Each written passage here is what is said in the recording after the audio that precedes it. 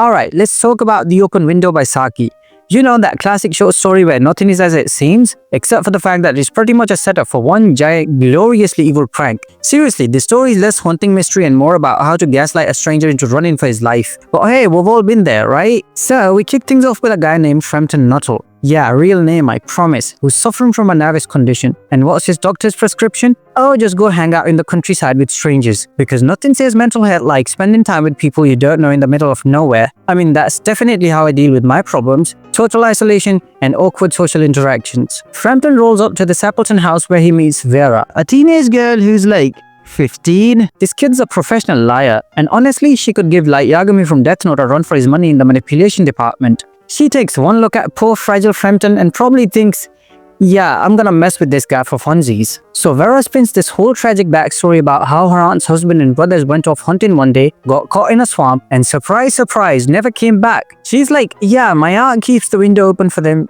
you know, just in case they magically return. And Framton's sitting there buying it like a gullible idiot. Meanwhile, I'm over here thinking, dude, red flags. You've seen horror movies, right? Then we meet Mrs. Sapleton, who seems completely normal, which is probably the creepiest part of the whole story. She's all casual, talking about the men coming back soon, while Frampton's probably ready to faint. It's like that scene in Get Out when Chris realizes something's seriously off, but by then it's too late. Frampton's anxiety is practically on fire at this point, and you're just waiting for him to lose his shit. And then, plot twist, the men actually show up. Mrs. Sapleton's husband and brothers stroll in through the open window like it's the most normal thing ever. Framton, bless his poor heart, freaks the hell out. The man sprints out of there like he's being chased by the ring girl, no questions asked. Honestly, I've never related to a character more. Sometimes you just gotta run. But the real kicker? After Frampton bolts, Vera just drops the act and casually explains that he's terrified of dogs because he was once hunted by a pack of wild ones in India. What the actual hell, Vera? She switches from a tragic ghost story to he was chased by dogs without missing a beat. This girl could lie her way out of a Phoenix Wright courtroom and still walk away smiling. Someone get this kid into politics. So what's the point of this story? Well, besides proving that children are evil masterminds who should never be trusted, Saki's basically given us a lesson in human gullibility. Framton represents all of us poor saps who believe whatever we hear because we don't want to seem rude or skeptical. It's like when someone tells you they haven't seen Star Wars and you just go along with it instead of questioning their life choices. You nod, smile, and die a little inside. There's also something to be said about storytelling itself.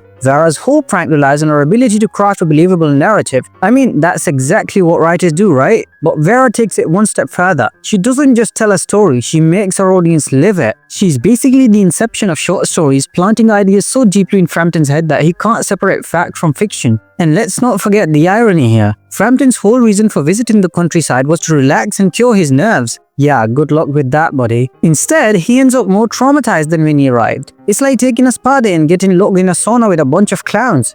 Therapy? More like emotional damage. So, what did we learn today, folks? 1. Never trust a teenager who seems too innocent. 2. Open windows are clearly gateways for chaos. And 3. If a story feels too wild to be true, it probably is. Unless, of course, you're in a Saki story, in which case buckle up because shit's about to get weird. That's it for today. Like, comment, and subscribe for more snarky takes on literature. Until next time, make sure that you don't get a story narrated by a teenager.